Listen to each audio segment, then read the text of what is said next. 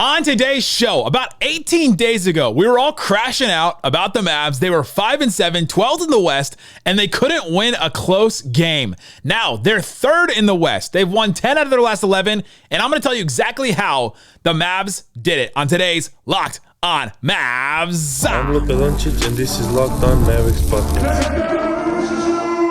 If you don't believe, you shouldn't be here. We have cracked. You are Locked On Mavs. Great, Rusty. Your daily Dallas Mavericks podcast. No one's dying. Part of the Locked On Podcast Network. Amazing. Your team every day.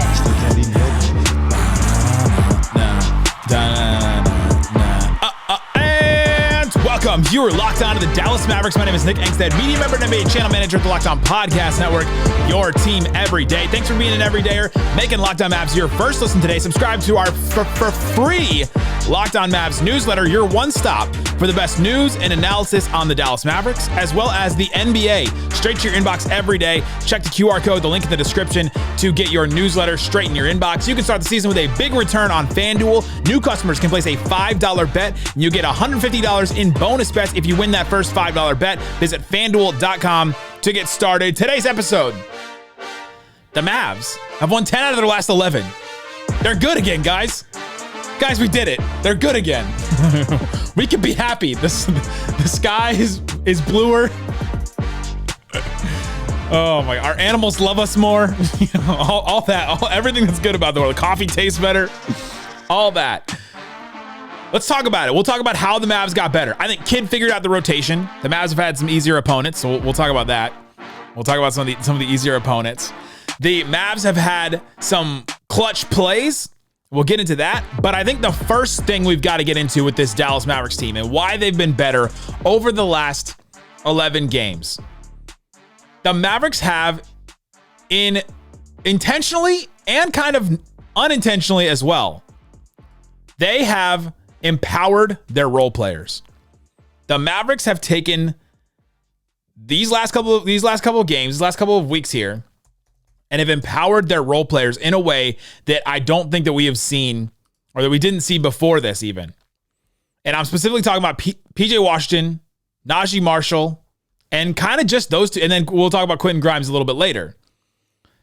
But since, the San Antonio Spurs game back, November 16th, the Mavericks have won 10 of their last 11. They were 12th in the West on that day, November 15th. They were 12th in the West. They were 5-7. December 3rd, yesterday, they're 14-8 with a game against the Wizards coming up. And I'm going to say nothing about that because I have jinxed this team far too many times over the course of my 2,000 plus episodes of Locked On Mavs. So I will say nothing about the Wizards game. Nothing. That's it. Nothing. No. You won't get me this time, basketball gods. Not today. But the Mavs have really turned it around. And since that game, obviously the San Antonio Spurs game, Luka played in that game. And then Luka was out for a game against the Thunder. Then he played against the Pelicans. Then he was out for 5 games in a row. And I think in that stretch, those 6 games Luka was out, unintentionally, the Mavericks empowered PJ Washington and Naji Marshall. Let's talk about PJ first. He has been so crucial to this team. So incredibly crucial to this team. He is the most important role player the Mavericks have. He is. It's Luka, it's Kyrie, and then it's PJ. Because if Lively goes out, and you could make a case that Lively is their most important role player, but if Lively goes out, at least you have Gafford. If Klay Thompson goes out, you have Quentin Grimes, you have Naji Marshall. Even if Luka and Kyrie are out, at least you have Spencer Dinwiddie playing good now.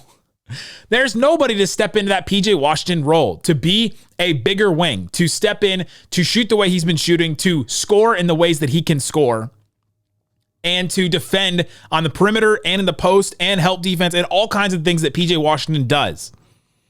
The Mavericks this season are 12-4 with PJ Washington. And the 5 games that he missed, they won 1 of those games. They lost the other 4. 12-4 with PJ, 1-4 without him this season. He's so important. If you go just through the season, he started the first 7 games of the season. They went 4-3. Then he was out for 5 games. They went 1-4. And since he's been back, they're 8-1. It's just such an easy way to lay out this season where you go, did PJ play? Yes. Okay. They probably won that game. Did he not play? No, he didn't play. Okay, well, they probably lost that game. It's very simple, wins and losses, but it shows his importance to this team. If you look at his stats and the way that he's been empowered, the word that I'm using today, first 7 games of the season, he was averaging like 9 points, about 9 shot attempts, 7.7 rebounds, an assist and a half, and he was about a plus 0.3 in the plus minus. So the Mavs were outscoring their opponents by 0.3 points per when he was out there on average. That's not per 100 possessions. That's just straight up. He was shooting 40% from the field, 22% from 3, not good, and 37% from the free throw line.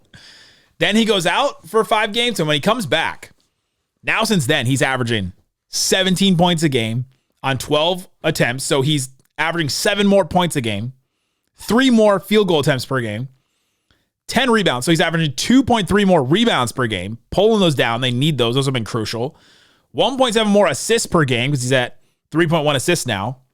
And he's shooting 8 percentage points better from the field and 33 percentage points better from 3. He went from 22% to 55%. He's been on a heater.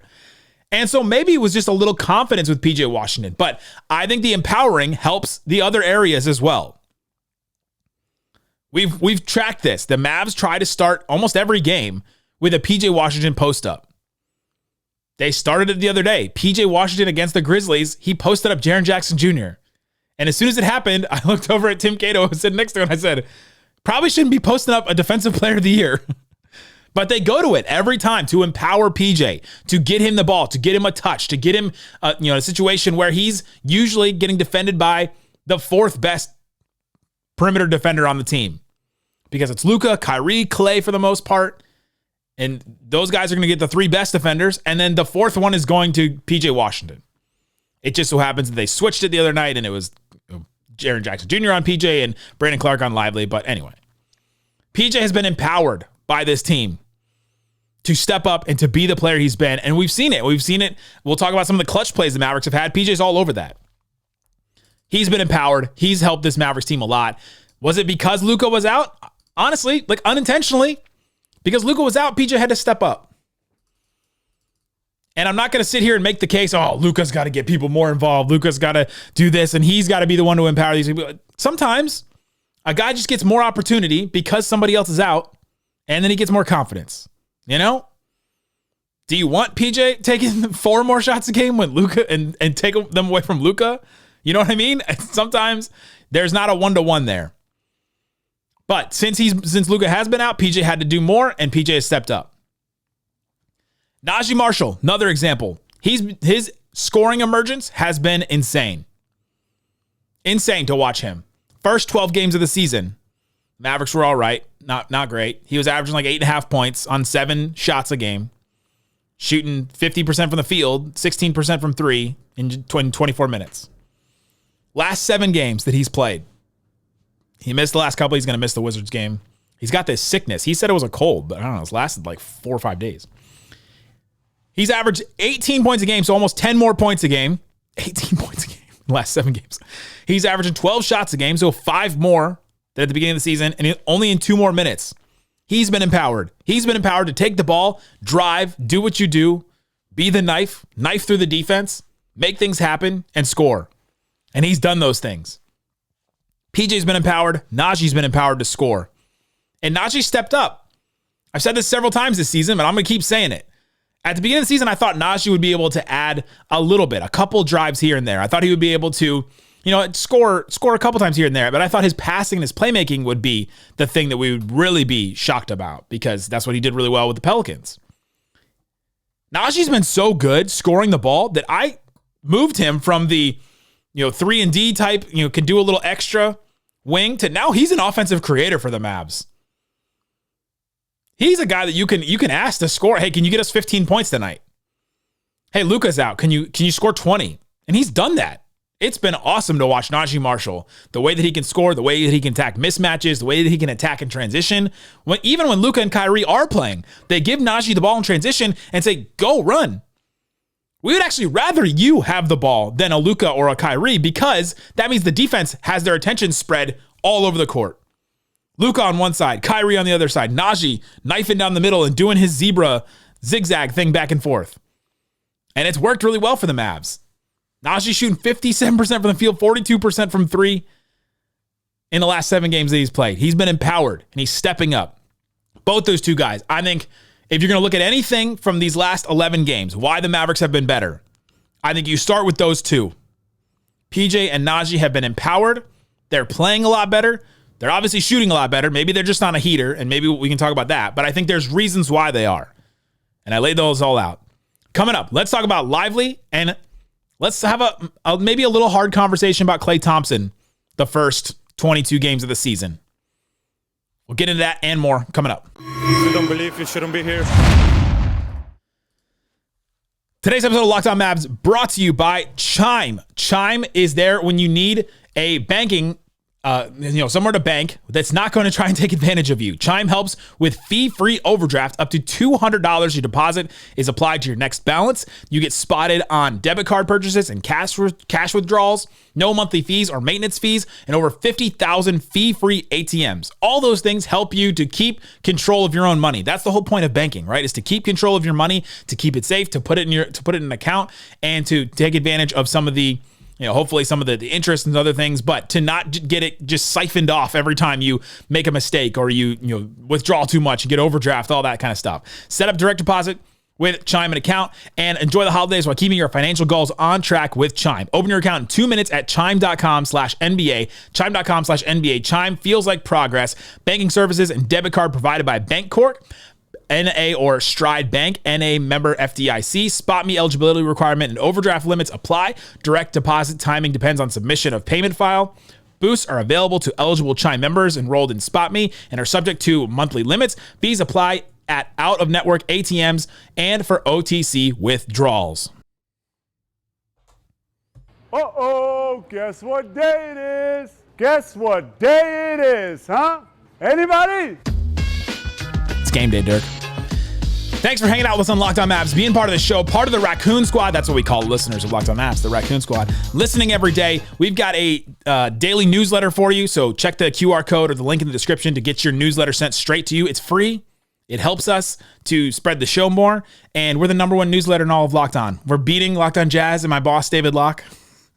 We're beating Locked On Celtics. I don't know, you couldn't beat them in the finals, but at least you can beat them in newsletter subscriptions. We're beating Locked On Kings. They were beating us early in the season. We're beating them. So shout out to everybody that subscribed to that. And if you haven't yet, get on it. Get on it. We're talking about the reasons why the Mavericks have won 10 out of their last 11 games. Why have they turned it around? Why are they now 3rd in the West after being 12th in the West? Literally 18 days between being 12th in the West and being 3rd. The West is insane. They're empowering players. PJ, Naji were my big ones I talked about already. Let's talk about Dereck Lively. Dereck Lively has maybe empowered himself. In the Mavericks wins this season, Dereck Lively has averaged 2.8 fouls per game. In their losses, 3.6 fouls. That's the big thing for him so far this season is, can he just stay out of foul trouble?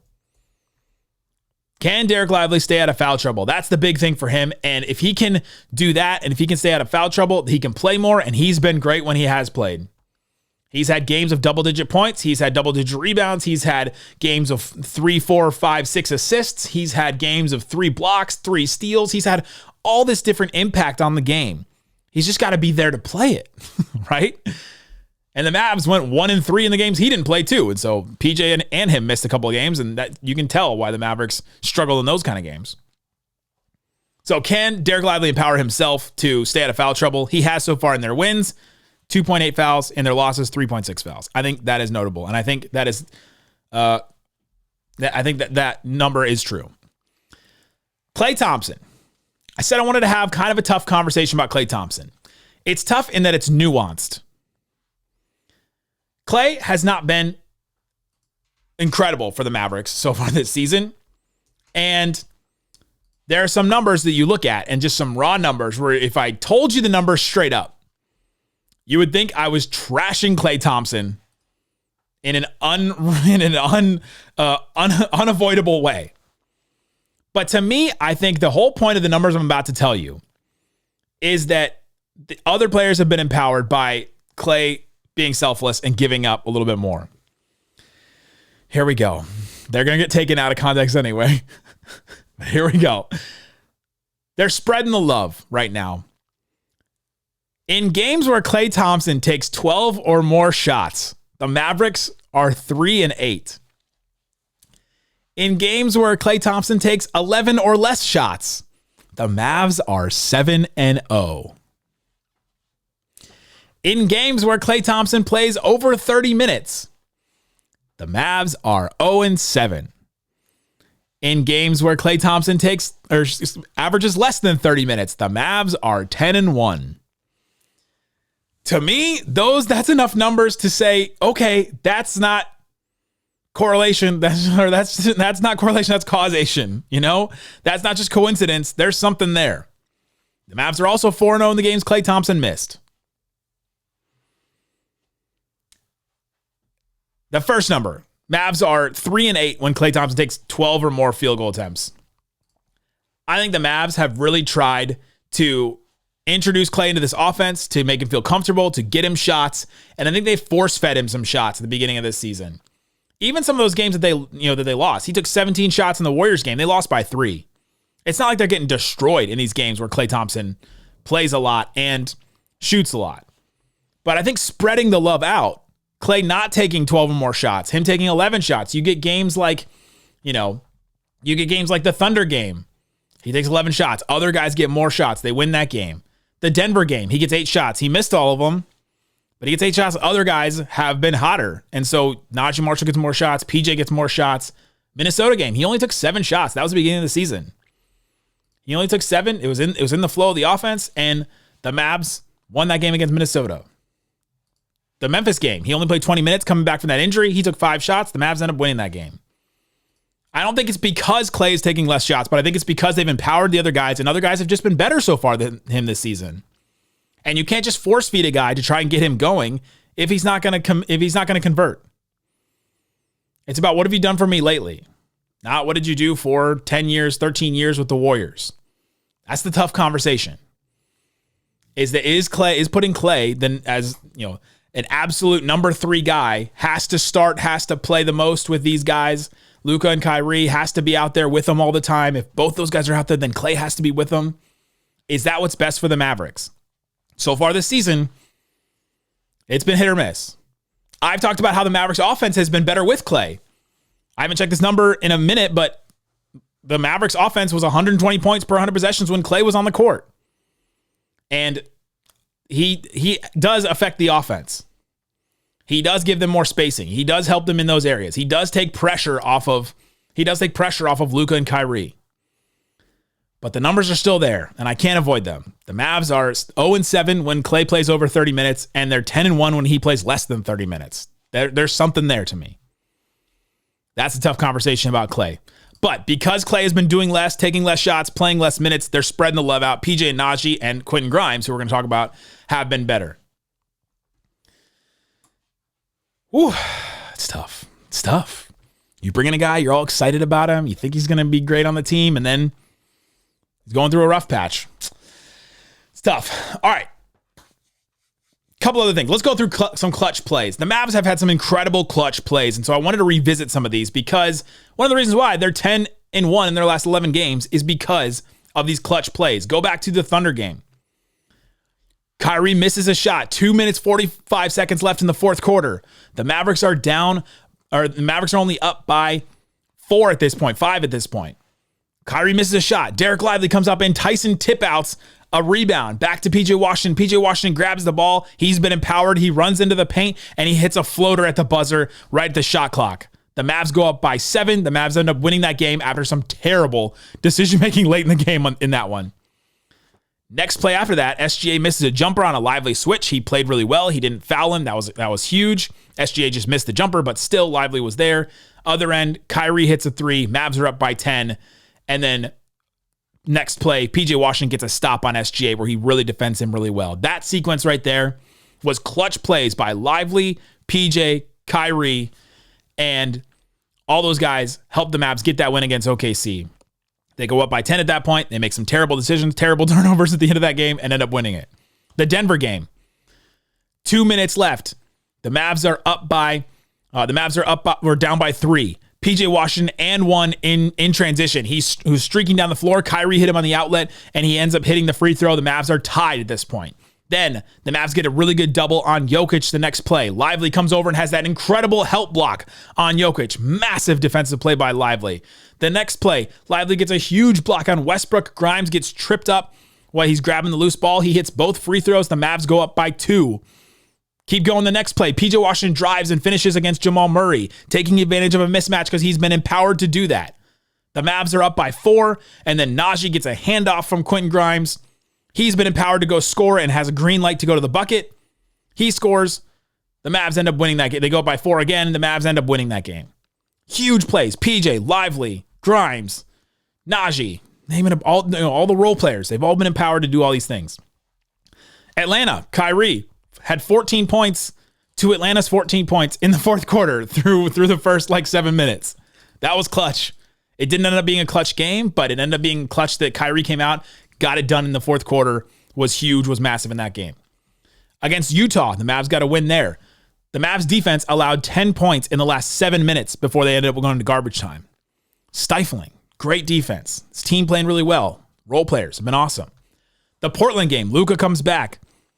2 minutes left. The Mavs are only up by 1 at this point. Luka gets doubled. Grimes has a drive, scores at the rim. Mavs go up by 3. Then Luka to PJ in the corner. He hits a corner 3. Mavs are up by 3 again. 42 seconds left. Mavs challenge a play where Dinwiddie was called for an offensive foul. This is a coaching win. This is a coaching clutch play. They've been terrible at challenges all year. They challenge this one. Successful challenge. Denny Avdija fouled Spencer Dinwiddie. Dinwiddie steps up, hits 2 of 2 free throws. Then Grimes gets a steal, dishes to Gafford, huge dunk, big win. Memphis game, Dinwiddie and PJ Washington hit clutch threes. Dallas also gets 7 players that took free throws in the fourth quarter. Clutch plays, the Mavs get them. Coming up, let's talk about the rotation. The Mavs have figured something out there. Jason Kidd has figured something out about this rotation. I'm going to tell you what it is and more coming up. If you don't believe, you shouldn't be here. Today's episode of Locked On Mavs brought to you by our friends over at FanDuel. FanDuel Sportsbook has all kinds of props and odds, things that you can use to get in on the action, and the Mavs are in on the action on the in-season tournament. So the NBA Cup is right there for you. Go check it out. The Thunder, who the Mavs are playing in the first round. The Thunder are the favorites to win the NBA Cup. They're plus 280. The Mavs could spoil that very easily. So go and see that one. The Knicks are the next team, plus 330 to win it. Bucks plus 600, Rockets plus 700, then the Dallas Mavericks plus 750. I think this is more of a referendum on the Thunder than it does on the Mavs. Warriors plus 800, Magic plus 1,000, Atlanta Hawks plus 2,100. You can get into all that. And if you put down $5 and you win, let's say you put it on the Mavs to win the NBA Cup, you win it, you get $150 in bonus bets if you win. Join FanDuel today, FanDuel.com. You get started with $150 in bonus bets if your first $5 bet wins. That's FanDuel.com. Never waste a hunch. Make every moment more with FanDuel. Shut it down! Let's go home! All right, Isaac. Shout out to the OGs. Let's finish off here talking about the things that made the Mavericks win their 10 out of their last 11 games. They've been great. They've turned it around. They were 12th in the West on November 15th. They're 3rd in the West now. Incredible. They've empowered role players. They've spread the love. They've gotten clutch plays. Kid has also figured out the rotation. At the beginning of the season, it was Luka, Kyrie, PJ, Klay, Naji, Lively, Gafford. Then it was Dinwiddie, Maxey, Hardy, Grimes. We're kind of like all in this. All right, what do we do with Dinwiddie, Maxey, Grimes, Hardy? What do we do with that end of the bench group? Klay was playing more than Naji. Lively and Gafford were sitting there. And since November 15th, it's been Kyrie, Luka, PJ, Grimes. I'm going in minutes per game in order. Dinwiddie, Naji, Klay, Lively, Gafford, Hardy, Maxey. Hardy, Maxey have been the, all right, what do we do? Do we play them tonight? Do we not? Dinwiddie and Grimes have stepped up. In this turnaround, Grimes is playing 14 more minutes per game. Just gonna take one more victory lap on this one. This was Grimes is my guy. I have to apologize that you felt that he should have played more. I did feel like he should play more, Jason. And he is. He's playing 14 more minutes a game. He's been awesome. He's just been so good. In the empowering role players section, I wanted to wait to talk about him here because Grimes has just been so good. First 10 games of the season, he played 12 minutes a game and got 1 DMP in there where he did not play. He scored 3 points a game on 33% from three. But the Mavs were a +3 when he was playing on average. The last 9 games, he's been playing 26 minutes. So he went from 12 minutes to 26 minutes a game. Averaging 14 points, 5 rebounds, 46% on 5 threes a game. That's so big for the Mavs. Mavs are outscoring teams by 9.4 points when he's out there. And he's just doing so many things. He's handling the ball. He's making clutch plays. We talked about how he made clutch plays. He made free throws down the stretch. He had got that steal and dish to Gafford at the end of the Portland game that helped them win that one. He got the handoff to Naji Marshall in the Denver game that helped them get that win. He's been massive. His defense has been great. They needed that point of attack defender, and he's really stepped up in that moment. He's been massive. Spencer Dinwiddie, maybe the same amount of massive, but maybe more. First 15 games of the season. If you listen to this show, you heard us bemoan Spencer Dinwiddie playing at all at the beginning of the season because he was not playing well. He played 18 minutes a game. He basically got 3 DNPs where he either didn't play at all or was just playing garbage time. He was averaging 4 points, shooting 34% from the field, 31% from 3, getting like 1.8 assists. Again, that's in 18 minutes. Not super impressive. He looked tentative. He looked like he didn't know where he fit. He didn't look empowered at all. Last 7 games, some of these are not sustainable. But here we are. Last 7 games, he's averaging 29 minutes a game, 15 points, shooting 45% from the field, 41% from 3, and 6 assists. The 6 assists are big because they need another playmaker, somebody else to get the ball and to set up their bigs. With Luka out, they need somebody else to set up those bigs for lobs. And he's been doing that. He's hit those guys. And we've talked about how Dinwiddie's struggled connecting with lobs before, but he's doing it with Gafford and Lively. He's been awesome. Kid has figured out this rotation. Grimes and Dinwiddie have moved up in the rotation. Klay has moved down a little bit. Klay has moved down a little bit, and then the 2 bigs, Lively and Gafford, have kind of moved down a little bit in the rotation. Some of it is because Luka has been out. Obviously, some of that will even out. But I think Grimes and Dinwiddie being part of the rotation, being part of that main 9, is important. Kid figuring that out has been great. The last thing I want to say is that the Mavs have had some easier opponents in this stretch. You start looking through some of their wins and you go, all right, some of their last 10 wins. They played San Antonio without Wemby. Victor Wembanyama did not play, so I don't know what you think about that team. They played the Thunder, and that was a good win. I'm still considering that a good win, but neither Chet Holmgren or Isaiah Hartenstein played, so they didn't have any bigs. So that's not like the greatest win of the season. It's a great win. It's a good win, but it's not the greatest ever because they didn't have any centers. The Pelicans had nobody. Just nobody even played, so that was kind of they walked through that one.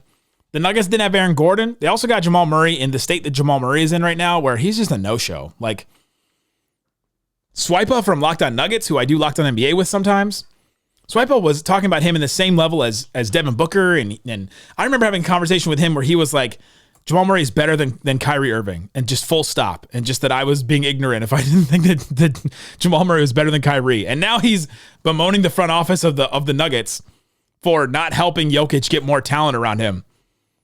And I kind of don't think that he's overreacting. I think he's right that Jamal Murray was really, really good. I don't think he was better than Kyrie, but he was really, really good and great and should have been an all-star maybe. But now he's been so bad, and the Mavs got him in that spot. Then Atlanta, Atlanta's been like a 500 team. It's an easier opponent, but they've had some good wins. Atlanta beats good teams and they lose to the Wizards. They've lost to the Wizards twice. My favorite stat of the season so far. They beat the Knicks. Great win. Really good win. Really good. Especially the way the Knicks looked against the Magic the other night in the NBA Cup. The Knicks scored so easily on that Magic team. That's the number 1 defense in the NBA. They beat Utah. Utah's not great. Portland's not great either. And then Memphis. You'll count Memphis as a good win. So Memphis, the Knicks, pretty much both of them at full strength. And then the Thunder without their centers. And then Denver didn't have Aaron Gordon. But those are four wins in there that are good. And then 6 where you're like, all right, this is pretty easy wins. But this is the point of the schedule where you do that. You take advantage of the teams in front of you. You stack wins. We've been talking about this stretch of the schedule probably since the schedule released. Where you go, all right, this is an easier stretch. Coming up, the Mavs have Wizards. They have Toronto.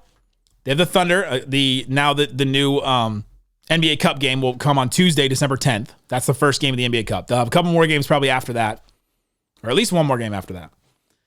Then they have the Clippers twice, Portland again, Minnesota, Phoenix, Portland, Sacramento. And that's probably the end of their like really easy part of the schedule. Then they play some hard teams. But they're taking advantage of it. The Mavs have turned it around. They've been awesome. They've empowered their role players. They've made clutch plays. They've taken advantage of some of their absences in the way that they can empower players. Kid has figured out the rotation. They've played some easier opponents, but they've taken care of business. Great stuff from the Mavericks. Guys, thanks for hanging out with me on Locked On Mavs. Check the QR code for different ways you can subscribe to this show and follow us. We've got the Locked On Mavs Insider program where you can text us, get text alerts, and I'll answer your text, send them straight to you. I send all kinds of notes and news and anything that I hear about the Mavericks, any rumors or anything like that, trade rumors or anything like that, I'll send them straight to your phone. You don't have to check Twitter or Blue Sky, or you don't have to be on social media at all. I'll text you. I will text you. All that kind of stuff. Thanks for hanging out with us on Locked On Mavs.